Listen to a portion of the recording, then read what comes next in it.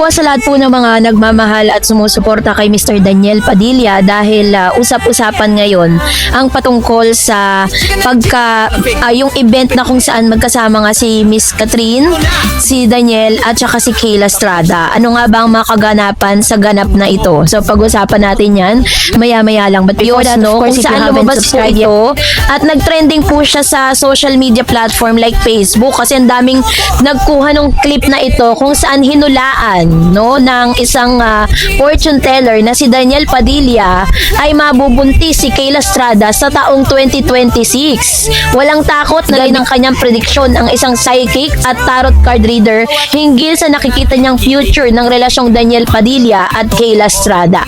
Ayon kay Mamu, maganda ang magiging pasok ng 2026 kay Daniel Padilla dahil uulanin ito ng blessing kasama na sa trabaho. Magkakaroon din daw ito ng anak kay Kayla na dahilan para magpatali na ito next year. Pinag-iingat din ito si DJ dahil posible raw itong maskam pagdating sa pananalapi. So yan po yung mga lumabas doon po sa kanya pong tarot reading. Nakikita naman niyang sobrang in love ang dalawa sa isa't isa. Sa kaso ni Kayla, marami ring grasyang darating dito kasama ng movie at TV offers pero mauudlot daw ito sakaling magka-baby na sila ni Daniel.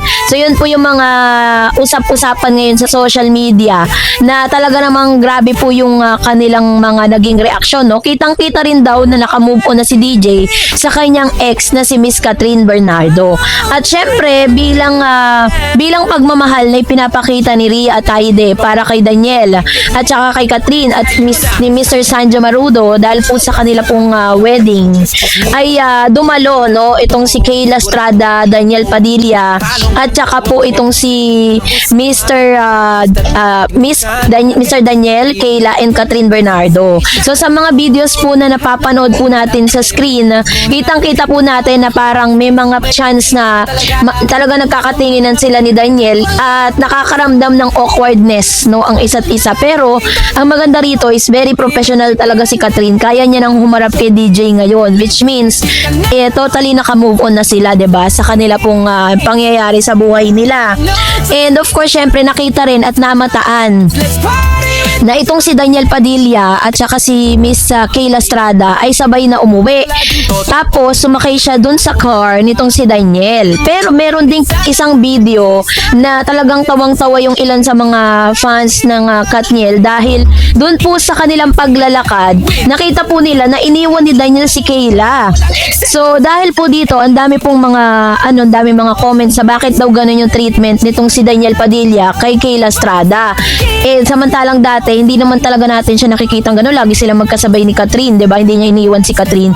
But this time, siguro naman po, let's give Daniel Padilla sa benefit of the doubt na sa mga pagkakataon na yun, baka siguro nagmamadali na siya dahil isa siya sa mga entourage ni Sanjo Marudo dahil si Kayla Estrada ay part lang po ng parang lang siya, na-invite lang siya, parang dumalo lang siya doon. Pero merong pong part si Mr. Joshua Garcia, si Mr. Daniel Padilla at saka po itong si Catherine. Kaya po talagang kailangan nilang mauna dahil part po sila ng entourage nitong si Sanjo Marudo. So ang maganda lang dito is talagang di nila pinalagpas yung invitation nga ng kanilang mga kaibigan.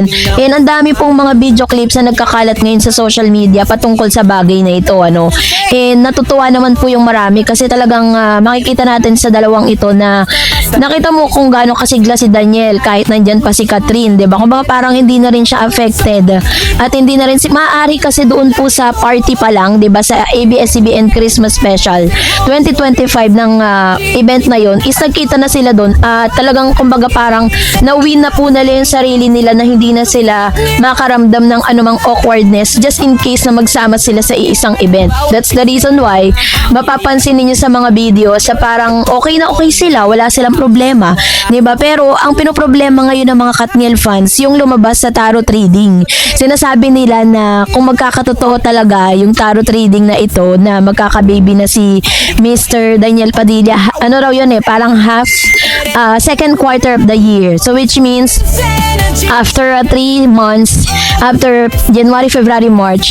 So, ina-expect po ng ilan na dun sa second quarter of the year, which is April, May, June, ayun, yun yung mga high expectancy ng mga fans ng Kainiel, na yun nga, meron nga daw kasalan at meron din pong bagong baby na lalabas. At yun ay baby ni Miss Kayla at saka ni Catherine. Yun po yung chika ngayon, no? At pinag-uusapan yan. Lalo-lalo na dito po sa sa isang platform sa Reddit.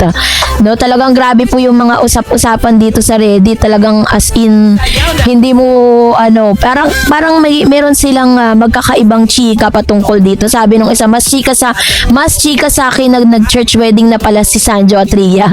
Wala pang chika about the wedding. Parang mas okay i-feature yun. Unplug and ang wedding, bawal daw phone hanggang reception. Kaya yung mga videos patakas lang for sure.